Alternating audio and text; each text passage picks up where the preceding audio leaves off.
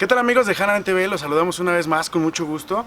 Vamos a retomar el texto de Pierre Bourdieu en el apartado que se llama El ser femenino como ser percibido. Nuevamente nos acompaña Alexandra Guerrero, Enrique Huerta. ¿Cómo están? Hola, Alex. Hola. Hola. Amigos. Bueno, el ser femenino como un ser percibido. Quiere decir que el ser femenino atraviesa por una violencia simbólica. Por ejemplo, Bourdieu aclara: el cuerpo percibido está doblemente determinado desde un punto de vista social. Por una parte, es, incluso en lo que tiene de más aparentemente natural, es decir, su volumen, su estatura, su peso, su musculatura, un producto social que depende de sus condiciones sociales de producción a través de diversas mediaciones, como las condiciones de trabajo, especialmente las deformaciones, las enfermedades profesionales que provoca y los hábitos alimenticios. Es todo un lenguaje de la naturaleza, entrecomillado, que se supone que traiciona lo más recóndito y lo más verdadero de un tiempo. Es, en realidad, un lenguaje de la identidad social, así naturalizada artificialmente, desde luego, bajo la forma, por ejemplo, de la vulgaridad o de la distinción llamada natural. El cuerpo femenino como un ser percibido es sujeto de violencia simbólica. A violencia simbólica también se puede referir como a la parte de las miradas lascivas y todo esto. No, eso es otro tipo de agresiones. Cuando hablamos de que el ser femenino es un ser percibido, es que rompe con su identidad, que es la particularidad radical, la particular y radical diferencia de cada uno de los individuos, y que se construye en un molde prefabricado. Prefabricado, aquí Marx aplaudiría por las fuerzas productivas, por las fuerzas del consumo. Y entonces, en una sociedad posesiva de mercado, lo que tenemos es a las mujeres, y por supuesto a los hombres, pero las mujeres particularmente con un dote de violencia simbólica singular, prefabricadas en un esquema concreto, en un esquema que atraviesa por violencia simbólica, prefabricadas desde la percepción y desde la mirada masculina. Entonces todo esto de la violencia simbólica se podría evitar si una mujer desde pequeña es educada de la manera en que no solamente quiera verse bien ante... Por ejemplo, es que las mamás educan a sus hijas para que se vean femeninas, en este caso. Y la feminidad no es otra cosa más que una construcción masculina de lo femenino. Entonces realmente existe cuando a las niñas les colocan el moño, los solanes, los vestiditos, en fin, lo que están haciendo es un adoctrinamiento, una asimilación hegemónica de una mirada masculina de lo femenino, rompiendo con su radical diferencia. Mismo caso ocurre, y también Bourdieu lo señala, cuando en el caso específico los hombres, ¿no? Que debemos ser fuertes, que no debemos expresar nuestros sentimientos, que incluso debemos ser infieles porque es parte de la hombría y tener más de 2 o 3 parejas sexuales. O sea, toda esta es también una construcción masculina. Es decir, ni hombres ni mujeres nos alejamos de estos estereotipos, de estas construcciones. Solo que la gran diferencia es que las construcciones de la masculinidad son las construcciones del dominante, frente a las mujeres que son las construcciones de las dominadas. Enrique, ¿no crees que esta construcción empieza un poco a quebrarse? Es decir, Alexandra dice, ¿cómo se puede evitar esto, ¿no? A través de la educación, a través de las niñas pequeñas, etcétera. Pero yo, por ejemplo, estaba escuchando una canción de José José. No, y viene muy bien al caso. Dice, o sea, entre palabras más dice, cuando vayas conmigo no mires a nadie. Por ejemplo. Y hay otra que se llama... Qué combinación, mujer. No, José José. No, vamos. Hay otra canción que dice, soy mujeriego porque me encantan ellas. Y vamos, en los años 70s, 80s, esto estaba perfectamente bien marcado. Y en los 2000 y fracción también, el del 2018 ¿te parece existe también la infidelidad? No, me queda claro, pero no es tan... O sea, sí existe, me queda claro, pero ¿no crees que empieza un poco a quebrarse? Lo que sucede es que no es que empieza a quebrarse, empieza a competir con otras visiones que no son hegemónicas, pero que también son esquemas donde se difumina la radical diferencia de los individuos, que son justamente las violencias simbólicas alternativas, que son los otros esquemas que provienen quizá de una comunidad diferente. Entonces, ese es justamente el punto que nos trae Bourdieu. Así pues, la mirada no es un mero poder universal y abstracto de objetivación, como pretende Sartre y Paul Sartre. Es un poder simbólico, cuya eficacia depende de la posición relativa del que percibe y del que es percibido, o del grado en que los esquemas de percepción y de apreciación prácticos son conocidos y reconocidos por aquel al que se aplican. Hay un concepto que está ausente en la temática, al menos explícita, de Pierre Bourdieu, y es el concepto que viene de Gramsci, de hegemonía. Fuerza revestida de consenso. Existe esta violencia simbólica porque son violencias hegemónicas. Y entonces, frente a los otros esquemas de etiquetas absurdas como feminazi o el cliché de los homosexuales, las marimachas, el cliché de los gays, etcétera, son una vez más violencias simbólicas alternativas, pero evidentemente lo masculino, con todas sus consideraciones y contradicciones, con toda su artificialidad, lo femenino, con toda su artificialidad, también son construcciones prefabricadas, solo que son hegemónicas. Y entonces está la sociedad, lo que decía, ¿se empieza a desgajar?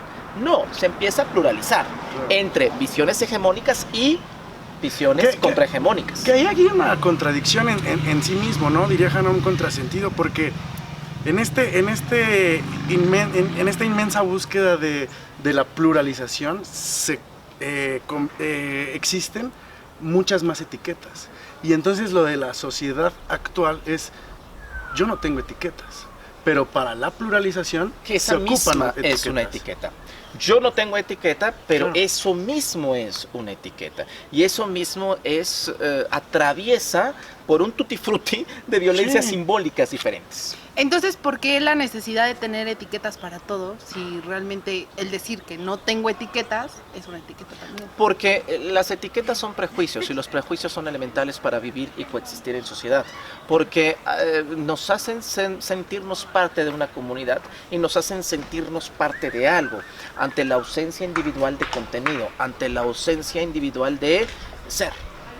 Del estar, del Dasein que decía Heidegger, del estar aquí y el estar ahora. Y para poder estar aquí y estar ahora necesitamos estar con nosotros. Y nosotros, conmigo.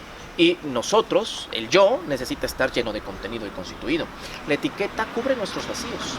La etiqueta los prejuicios, alimenta nuestras carencias. Y entonces, en una sociedad vacía, donde no tenemos la comunidad, donde no tenemos la posibilidad de coexistir en un espacio público, no tenemos relaciones de reciprocidad, decía el propio Touraine, habría que declarar la muerte de la sociedad. En una sociedad donde la sociedad está moribunda, necesitamos estas banderas para sentirnos seguros en un mundo, se podría decir. para sentirnos quizá especiales, para sentirnos diferenciados, pero sobre todo para sentirnos seguros en un mundo incierto. Y entonces continúa Bourdieu. De acuerdo con una lógica que se observa también en las relaciones entre dominadores y dominados, en el seno del espacio social, y que hace que unos y otros practiquen la misma oposición, pero dando unos valores inversos a esa oposición, se comprueba, como señala Fisher, que los hombres tienden a sentirse insatisfechos de las partes de su cuerpo que consideran demasiado pequeñas. La cultura fitness aquí ha hecho un templo y se ha hecho un eterno negocio de los mismos. Gente con musculatura que quiere seguir, que toma hormonas y que quiere seguir haciendo crecer sus músculos. Y entonces lo masculino se siente agredido y amedrentado porque es esta posición fuerte, violenta, agresiva, sin sentimientos, o como dirían las mujeres machos opresores, misógino opresor. O sea, toda esta, el patriarcado, pues se siente incómodo con las partes débiles, porque la debilidad está asignada al género femenino, la fortaleza y la masculinidad al género masculino. Y entonces vemos gente en los gimnasios haciendo grandes sus músculos y creciendo. Decía alguien por ahí, hacemos músculo y cuando hacemos cerebro. Claro. Sí, claro. Y entonces ese es justamente el tema, pero como el cerebro no se nota, No importa. no importa. Bueno, que no se nota entre comillas, ¿eh? No es visible. Claro. No atraviesa, el cerebro no atraviesa por esta violencia simbólica. O sea, es un espacio libre, entre comillas, de violencia simbólica. Y creo que también esto tiene que ver como la percepción que tenemos nosotras las mujeres ante una persona que se ve más grande, que se ve más tosca, atrae más. Protección, porque es el vemos tema a de la alguien, protección. Y exacto. entonces viene desde las ideas que nos han inculcado desde pequeños a través de las madres. Que las madres no son otra cosa más que las voceras de las fuerzas productivas. ¿Quieres corromper una sociedad? Decía el propio Maquiavelo. Corrompe entonces a las mujeres. Y entonces dice Fisher que los hombres tienden a sentirse insatisfechos de las partes de su cuerpo que consideran demasiado pequeñas, mientras que las mujeres dirigen más bien sus críticas hacia las regiones de su cuerpo que les parece demasiado grandes. Entonces, lo pequeño es escaso en el caso del busto de las mujeres. ¿Por qué? Porque parece ser que termina asimilándolas a los hombres, cuando no tiene nada que ver. Y sin embargo tienen que ser grande el busto de una mujer, pero no demasiado grandes, porque entonces pierde el sentido de la estética y entonces se vuelve grotesco. En fin, Sí. y hay toda una industria de la medicina, de las cirugías estéticas. Claro. No sé si sea correcto decir medicina estética, lo dudo. De las cirugías... La cirugía plástica, ¿no? De las cirugías plásticas, de las cirugías estéticas, que han llenadose los bolsillos con esta idea desde la visión masculina. Esta idea del cuerpo de una mujer desde la producción masculina y desde la visión, desde el decreto masculino, no por nada el feminismo habla de patriarcado, desde el decreto masculino de cómo debe ser el cuerpo de una mujer. Honestamente, estando en 2019, me sorprende que aún haya demasiado movimiento en este tipo de industria, donde las mujeres siguen yendo a buscar que les hagan la liposucción, la reducción de los cachetes, etcétera. Porque se supone que ya estamos en una sociedad más avanzada, que siendo mujeres ya hay más liberación, pero te vas dando cuenta que seguimos o siguen amarradas a cumplir el estereotipo que el hombre ha impuesto. Lo que sucede es que tal vez te parezca extraño y retrógrado porque estás en una universidad, con gente aparentemente pensante y con gente donde los prejuicios sí existen, pero están un poco decantados, están un poco limados. No es el caso allá afuera, en el mundo real. A final de cuentas, la universidad siempre ha sido, y es parte de su naturaleza, una especie de refugio frente al mundo. Y que este refugio tiene que permanecer a la sombra para que podamos analizar las cosas del mundo. Una idea de Hannah Arendt.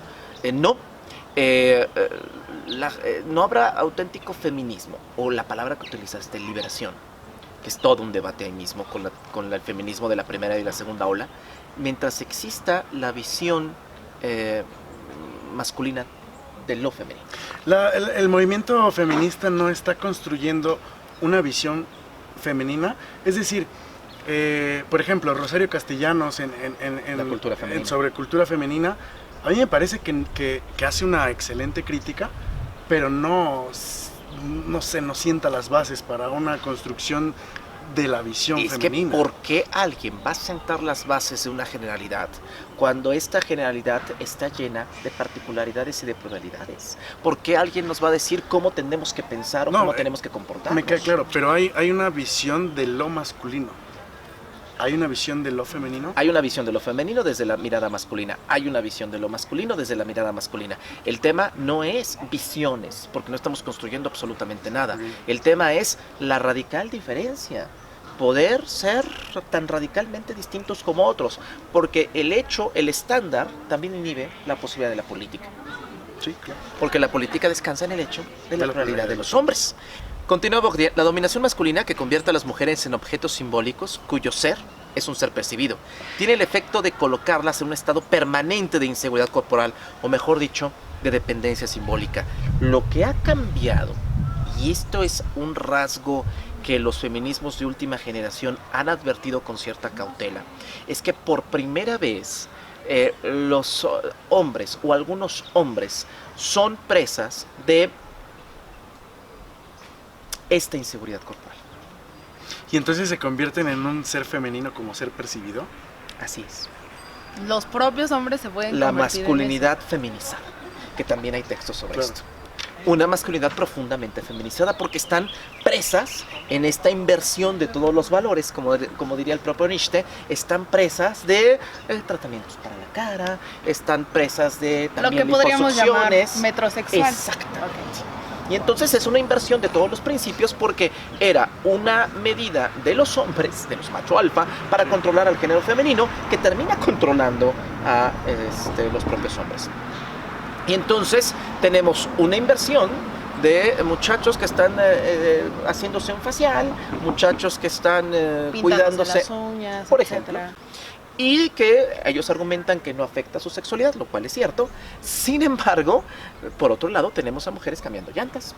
Entonces tenemos una inversión absoluta, tenemos una inversión absoluta, un intercambio de violencias simbólicas, pero no en ningún momento un espacio o un resquicio para la libertad y la expresión de lo que somos, sin ningún tipo de cliché.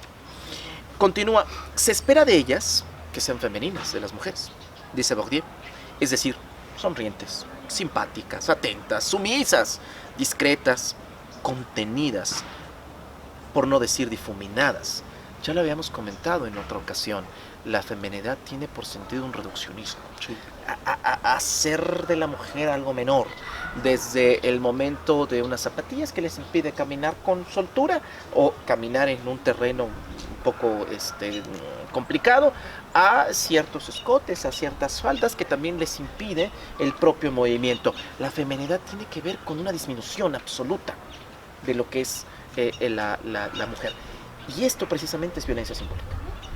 Refiriéndose a lo que mencionaba sobre que la inseguridad de las mujeres es producto de la dominación masculina, porque tenemos que cumplir con cierta imagen que los hombres quieren ver en nosotras, pues también viene como nosotras, en la visión de las mujeres hacia las mujeres, creemos que competimos entre nosotras.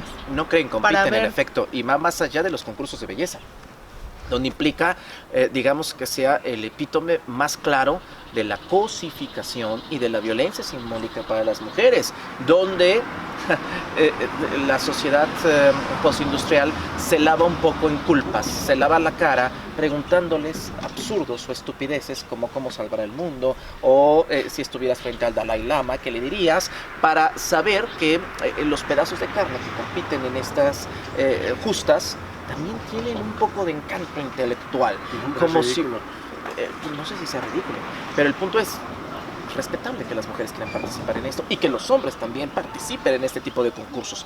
El punto es lo que está detrás de todo esto. Ahora, alguien podría decir, esto solamente pasa en los concursos de belleza, tanto masculinos como femeninos. No es el caso, Alexandra. No, es una competencia constante, o sea, porque vas a algún lugar y siempre antes de salir de tu casa dices, bueno, me voy a poner tal blusa o tal pantalón para que cuando camine yo, pues la gente me voltee a ver, ¿no? Pero es algo constante y siempre entre pensamientos es como de, no, pues si va una chava tal, pues No, me y tengo hay- que ver mejor que ella. Y hay un ejemplo muy concreto, ¿no? Por ejemplo, en una fiesta, si dos mujeres llevan el mismo Sí, vestido, es la muerte. el problema es durísimo. Si dos Cuando hombres no llevan pasa- el mismo traje, no pasa nada. se hacen amigos. Técnicamente el mismo traje lo diferencia, pueden llevar perfectamente el mismo traje, lo único que lo diferencia es la corbata, y aún así tengan la misma corbata, es una señal de, Sí, algo sí, fraterno, sí, sí, sí. y a lo mejor no lo conoces y lo empiezas a conocer por el solo hecho de que tiene tu mismo mal gusto. O sea, Sí, ese claro. es justamente el tema. Ahora, Bourdieu es todavía mucho más fino porque dice, No, por supuesto. la relación de dependencia respecto a los demás tiende a convertirse en constitutiva de su ser. Lo que comentabas, voy a determinado restaurante y entonces me pongo determinado atuendo. Voy a un antro, me pongo determinado atuendo. Que alguien podrá decir, son convenciones. Sí, para un abogado es una convención el traje. Como para un ingeniero las botas es una convención. Pero, o para un jugador, un jersey para un jugador de fútbol. Pero todas estas convenciones atraviesan por la utilidad. En el caso específico de las convenciones que utilizan las mujeres para salir a un antro, salir a cenar con su novio, etcétera, etcétera, Es esa aprobación. es una convención absolutamente simbólica y plagada de percepción, y plagada de esta mirada masculina, y plagada de violencia simbólica. Entonces, esta heteronomía, continúa Bourdieu, es el principio de disposiciones como el deseo de llamar la atención y de gustar, llamado a veces coquetería, o la pretensión a esperar mucho del amor, la única cosa capaz, como afirma Sartre, de procurar el sentimiento de estar justificado en las particularidades más contingentes del propio ser y en primer lugar del propio cuerpo, incesantemente bajo la mirada de los demás. Las mujeres están condenadas a experimentar constantemente la distancia entre el cuerpo real, al que están encadenadas, y el cuerpo ideal, al que intentan incesantemente acercarse. Uno de los elementos de la condición femenina no solamente es la disminución, sino la frustración. La frustración entre la imposibilidad de que nuestro cuerpo real, y esto también ya empieza a ser percibido por los varones, que también ya son sujetos de violencia simbólica, el hecho de que nuestro cuerpo real no logre constituirse en el cuerpo ideal que marcaron la sexualidad, que no es otra cosa más que el subproducto de las fuerzas productivas. Bueno, y aquí sigue Bourdieu y dice, es en la pequeña burguesía donde las mujeres alcanzan la forma extrema de alienación simbólica. Al dejar de existir únicamente para el otro, o lo que es lo mismo, para el espejo, al dejar de ser únicamente algo hecho para ser mirado, o que hay que mirar para prepararlo para ser mirado. Alicia frente al espejo o Alicia a través del espejo. Es exactamente la idea. Esta sentencia de Bourdieu es reveladora. Y seguramente, Alexandra, cuando sales de fiesta, cuando te preparas para una boda, cuando te preparas para venir a la universidad, esto es el día a día, la cotidianeidad de la condición femenina. Al dejar de ser únicamente algo hecho para ser mirado, o que hay que mirar para prepararlo para ser mirado. Bueno, contestando tu pregunta, al menos cuando yo me levanto en las mañanas, me arreglo, me preparo para venir a la universidad, lo primero que hago es pensar en la comodidad en la que voy a estar. Porque pues a veces sí viene de más, a veces sí te quieres arreglar un poquito más, pero diariamente pienso en la comodidad, o sea, de cómo me voy a sentir si todo el día voy a estar allá, etcétera. Y realmente todo el día estás Pero cómoda. realmente en todo el día no estás cómoda porque traes unas varillas que te están sosteniendo el par de senos que pues te tocó biológicamente, ¿no? Empezando por ahí no es cómodo. Porque tienes que estar cumpliendo con una imagen, porque al varón no le parece que traigas las boobies pues colgadas o no levantadas. Que la gravedad haga su efecto. Y desde ahí tenemos, no es casualidad que las mujeres quemaran, de la primera ola del feminismo, quemaran sostenes precisamente para, sostenes que es la herencia del corset del siglo XVIII y XIX, para hacer un llamado al alto, a la intromisión de los hombres en el cuerpo y en el comportamiento del cuerpo de las mujeres. Y entonces dices, pues voy cómoda, y entonces la comodidad raya en esta idea prefabricada en no ser femenina. Y entonces dice Bourdieu, mientras que a los ojos de los hombres, las mujeres que rompiendo la relación táctica de disponibilidad se reapropian en cierto modo de su imagen corporal y con ello de su cuerpo, aparecen como no femeninas.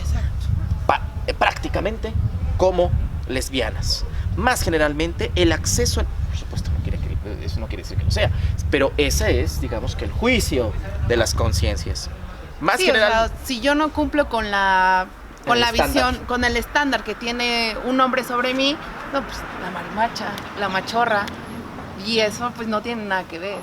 Más generalmente, el acceso al poder, sea cual sea, coloca a las mujeres en situación de double bind.